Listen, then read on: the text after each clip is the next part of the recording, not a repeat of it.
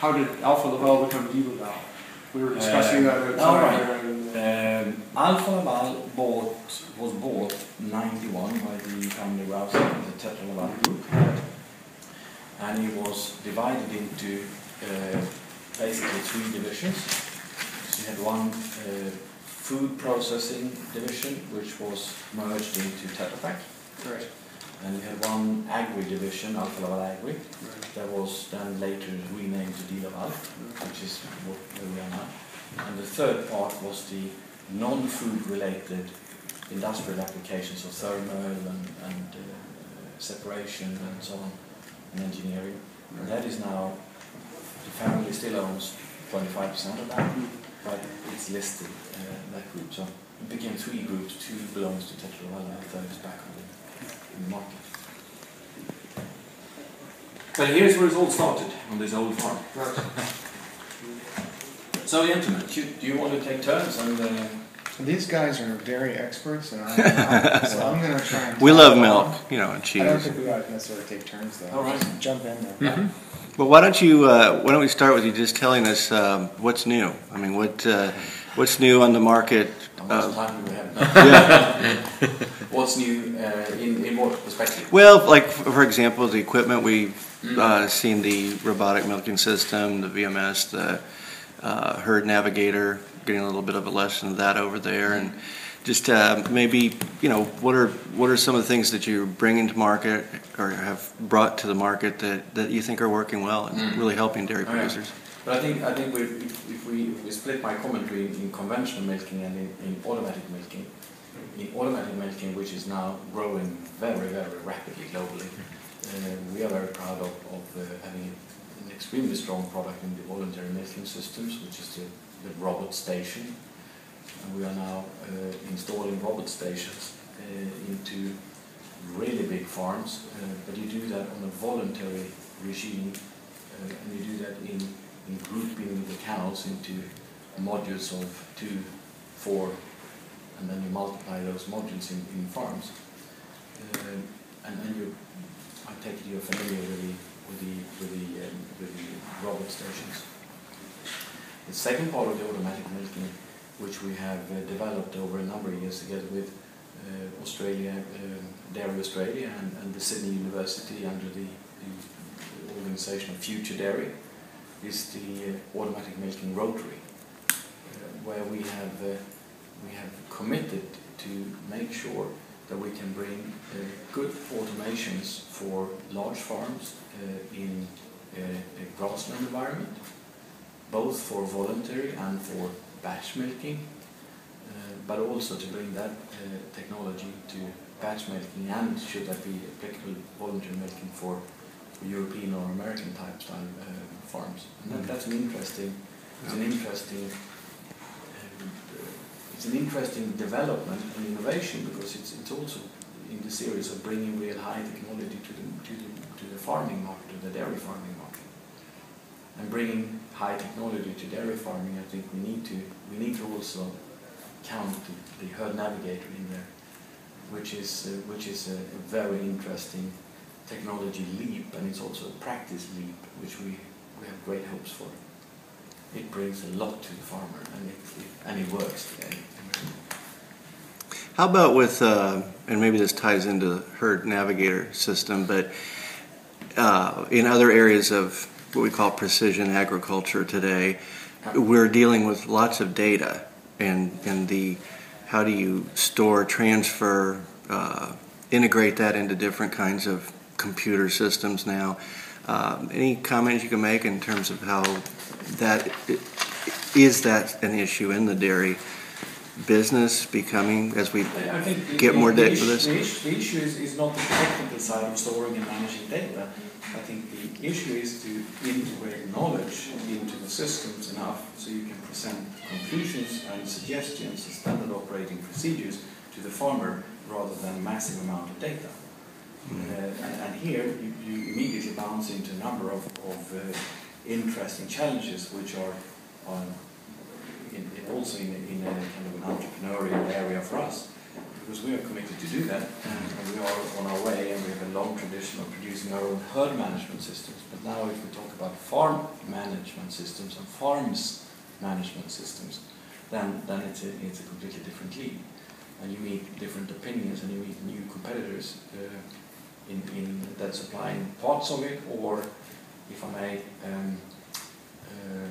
practices in different countries that are quite deeply engraved in advisory organizations and so on, that might be a little bit pressurized from this development.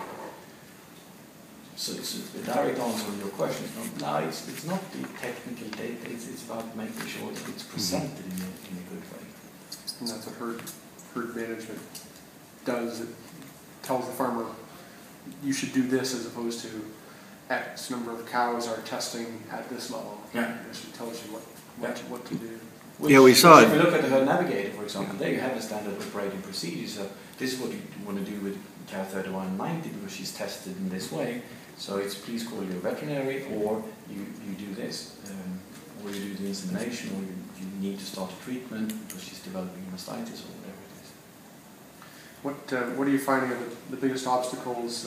I guess you call them psychological obstacles in adopting automation, when working with the various automated milking systems or herd navigator. What sort of things do you have to get through with farmers? I don't think there's too much of a difference between farmers or other markets. Yes, well, it's true. People who make a living out of a farm, if they want to change this regime, they want to know that it works. And there are different level of evidence required for different level of equipment. The more advanced it is, of course, the more evidence do you want.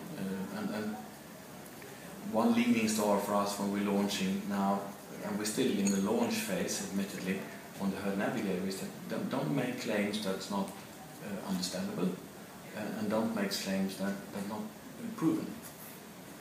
So we've spent a lot of time making sure that we have the data behind, that we have the databases there, that we have the biometric models, that really the brain of those systems working before we make those claims. And where is the herd navigator on its commercialization trajectory? In Northern Europe, you can say. So you have, but we have installations in, we have 100-ish installations. We have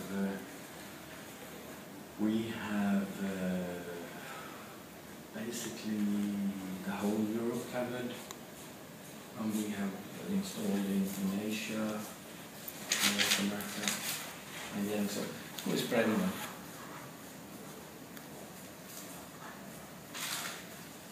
How new is this herd navigator technology? We came up with the concept some 8 years ago, but then came to the market. Was it the first time we presented it at an exhibition? Was probably 2009, was it? Should know that off the cuff, but I'm not sure. I need to come back to you there. Did you get feedback? I assume good and bad. What were the comments back when you first brought it out? No, that can't work. Really? So we had competition between veterinarians and the system for establishing mastitis or establishing pregnancies and a lot of those things. It's quite interesting. And it works. But what we hear sometimes from farmers or veterinarians is that when you use a lot of technique, to manage the herd, that you should not lose contact yourself to the herd, that you take care and you make your observations. How much, if I hear from farmers that have the automatic milking system, the robot, that some of them, they say, have now more time to take care of the herd. Well, that's again really common, and particularly in areas where you don't have competence to monitor the herd, then you get a lot of support. Mm-hmm. But even the best farmers, the most skilled farmers, they take it on, and I don't know how many witnesses we have to that we won't do without this piece of equipment, because it helps us out, and we can start to improve other areas of our business. But so you say that the farmer even could delegate his competency to the system. Yeah. That the system does. Yeah, but if you have a system that tells you heat detection, it has a precision of 95-97%.